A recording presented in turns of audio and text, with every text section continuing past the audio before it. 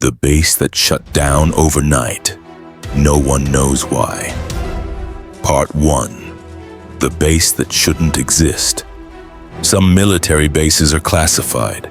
Some are secret, and some are not meant to be acknowledged at all. This one fell into the third category.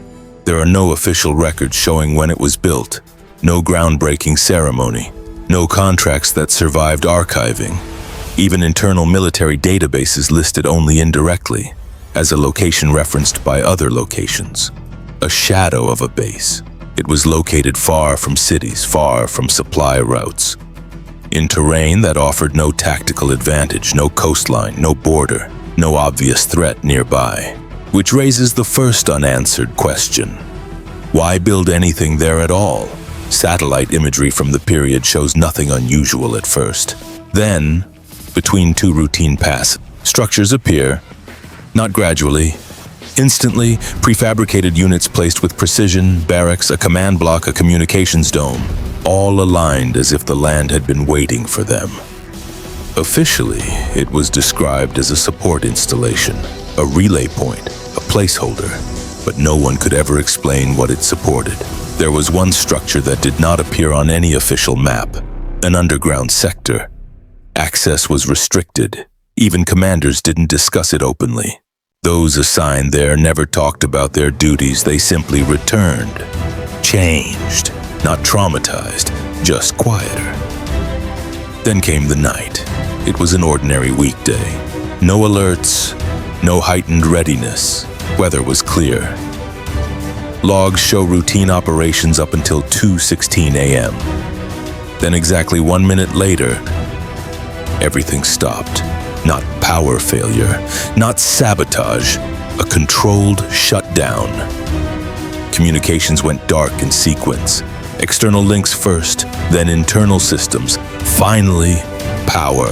No distress signal was sent, no emergency protocol activated, which means whatever happened was expected. Command noticed the silence quickly, but confusion followed. Because there was no order on record, no authorization, no digital trace. By sunrise, the base was unreachable. By noon, it was unresponsive. And by nightfall, it no longer appeared as an active installation. A reconnaissance team arrived 2 days later. What they found was not chaos. It was absence. No bodies, no damage, no signs of panic. Barracks emptied with precision. Beds aligned, lockers empty. Not a single personal item remained, no photographs, no letters, as if everyone had been instructed to leave and take nothing. The command center had been wiped, not damaged. Wiped. The underground sector was sealed, not collapsed, not destroyed, sealed from the outside. And then there were the clocks. Every clock on base, digital and analog, had stopped at the same time, 2:17 a.m. No explanation was ever released. Within weeks, the base was removed from databases, personnel records reassigned, references scrubbed officially. It never existed, but silence leaves patterns, and patterns raise questions. Part 2. The night everything stopped. The most unsettling thing about that night is how ordinary it was. No alarms, no warnings, no urgency in the logs. If you read the records without context, you would assume nothing unusual happened at all. And that is precisely what makes it disturbing. The underground sector registers activity, not unusual, but the duration is. Normally, access windows lasted minutes. That night, they remained open, continuous access. No alerts triggered, which means this was authorized, or at least treated as such. No logs exist detailing what happened below ground, only that systems were active longer than normal. 0141 a.m. A communications technician files a routine report, the last normal report ever submitted from the base. The wording is precise, almost careful, as if the author knew it might be read later. 01:55 a.m. External communications begin to slow, not cut, delayed, milliseconds at first, then seconds. Anyone monitoring casually would miss it. Only retrospective analysis revealed the pattern. Inside the base, nothing changes. Lights remain on, doors unlocked, personnel unaware, or pretending to be. 2:03 a.m. internal messaging systems register a short directive. It appears on terminals briefly, especially at night. Those who were present later described a subtle shift. Not fear, not panic. A pause. Conversations stopped mid-sentence. People looked at their screens longer than usual, as if reading something twice. 02:07 a.m. Security doors in certain corridors lock automatically, not the entire base, only specific zones. This matches containment drills, but no drill was scheduled, and no announcement was made. Some personnel were redirected, others were not. No record explains why. 2:17 a.m., silence. No emergency response was launched that night, because no emergency was reported. By morning, command assumed technical failure. By afternoon, concern grew. By nightfall, they realized something worse. The base had not gone dark, it had been closed. And whoever made that decision had done so with complete authority, yet left no name, no signature, no trace. The question remains, was the shutdown a response? Or the final step of a plan that had been waiting? Part 3. The investigation team arrived 48 hours later. Not immediately, not urgently. That delay would later become one of the most controversial decisions connected to the case. Officially, the delay was logistical. Unofficially, no one wanted to be the first person to step in beside a place that had gone silent so deliberately. The base perimeter was intact. No forced entry, no damage. No signs of evacuation vehicles, just fences, lights still off, gates unlocked. Which was strange. If a base is abandoned suddenly, doors are usually sealed. Here, they were simply left as they were. Inside, the air felt wrong. Not stale, not contaminated, just untouched, as if the space had been paused rather than abandoned. Barracks were immaculate. Beds aligned with military precision, sheets tight, no personal belongings, not even trash.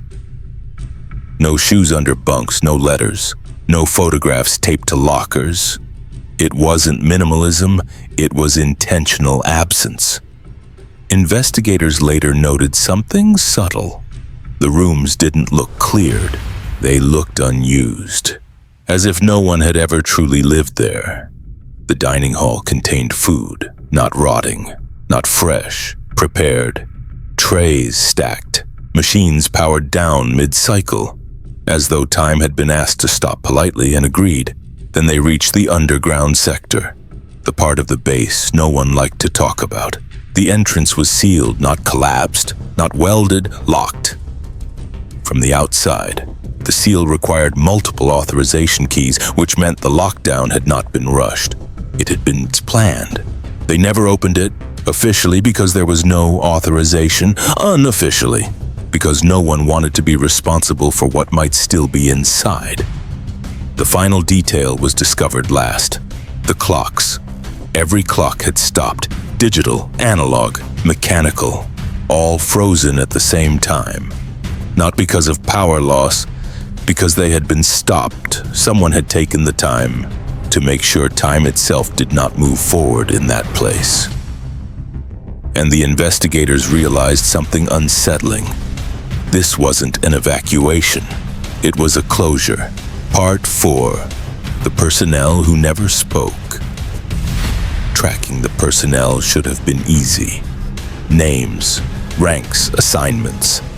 But it wasn't, because the people who served at the base seemed to dissolve the moment it shut down. Some were reassigned within days, others transferred quietly, a few retired early, and many simply disappeared from records, not dead, not missing, just untraceable.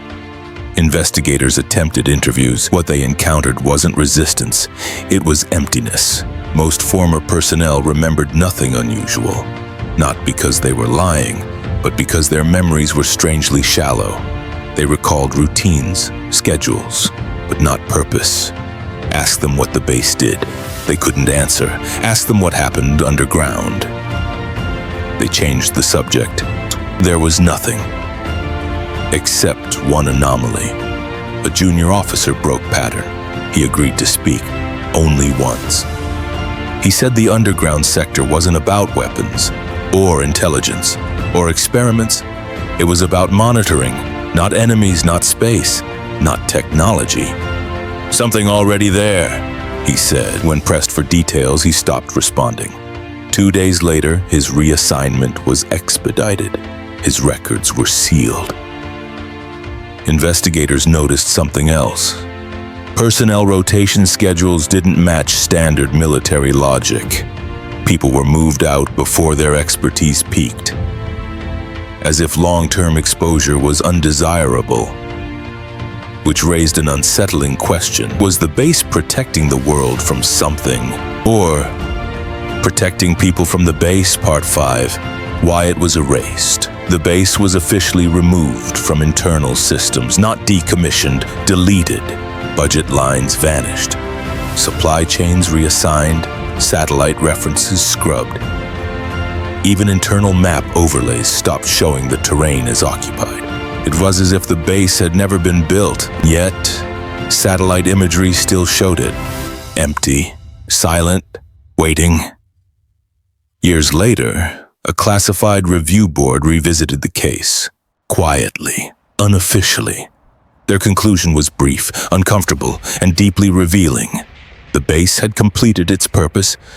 The base was never designed to operate indefinitely. It wasn't meant to grow or expand or succeed. It was meant to observe and then to close. Observe what? That answer never appears in writing, but one phrase is repeated across fragmented notes. Threshold conditions met.